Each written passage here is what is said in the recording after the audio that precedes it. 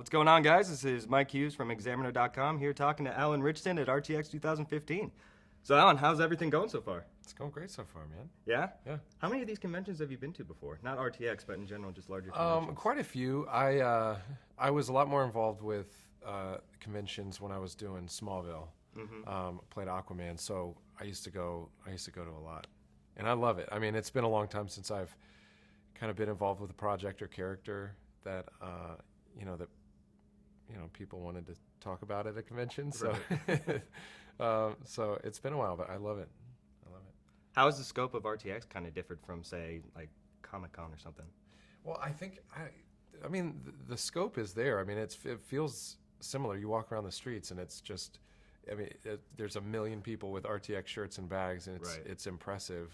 They've taken over Austin, but I think the thing that's really impressive is the fact that this is just one family. This is one community, and things like Comic-Con, there are a million people there, but they're there for entirely different reasons. I mean, it's like there's this one brand or this one company that they're there to support or hear about, and here it's like you're getting a glimpse of this one community, and it's really impressive to see how they can take over a city like this. It's amazing. So I think it's a lot more impressive, knowing that they're here for one purpose. Absolutely, yeah. So can you tell us a little bit about your role with Lazer Team? Yeah, so I play Adam in Lazer Team, and he's the guy that was born and bred to save the planet. He was raised in the military, essentially, and he's that sort of superhero archetype that is going to save the day and doesn't, because his destiny is sort of robbed by these four idiots, and he's forced to then train them. And it's hard for him to deal with because he wanted to be the guy. So there's a fun story there, but it was cool to see a story where the superhero isn't like invincible. I mean, like the protagonist is doesn't get everything he wants, and I just don't think we're seeing a lot of that these days. So it was fun to flip that a little bit. Yeah, a little bit of a twist on the trope. Yeah. Nice.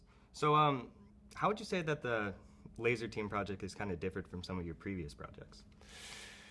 Lazer Team's been different in the sense that it's like homegrown, and there's a different kind of love and affection and care for something that everybody has a hand in making. Yeah. It's if you're working on a big studio film, a lot of people that they're just there because that's their job. They have to be there, and there's like a different kind of love for this film. So, seeing it come to life, the passion that people put into it, I think, breeds a better product. So I've been really impressed with the scope of what I'm seeing with what they've had to work with. I mean, because it's a labor of love, So, so it's different in that sense, but also for a project of this size to be handled the way that it is, it's really impressive. You just don't really see it on films this size without a huge studio supporting it with their infrastructure. I mean, Rooster Teeth has this infrastructure that rivals the major studios. It's really impressive. Right, absolutely. So just to kind of finish this off a little bit, could you just share with us your most memorable moment from filming, perhaps? Yeah, I mean, there's a lot, but golly, I still I think it's the moment. I've mentioned this before, so if people have heard this, forgive me. But the moment the Lazer Team is leaving a facility, they're trying to escape, and Adam's there to stop them. So there's this little fight that ensues, and on the day, Michael was supposed to kick me in the chest, and he was kicking like a little 5-year-old girl, and it was supposed to be this big action sequence. Right. And I was like, you can't kick me like that. Like you can't even. You got to kick me, dude. And he's like, okay, yeah. I just don't want to hurt you. I'm like, kick me.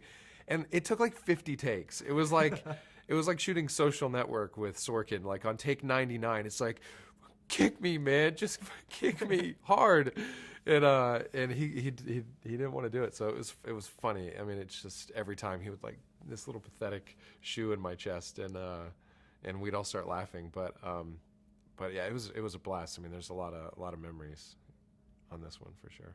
Awesome. Well, Alan, thank you so much for talking to Yeah, us. man. Again, this has been Mike Hughes here at Examiner.com with Alan Richson at RTX 2015. So we'll see you guys next time.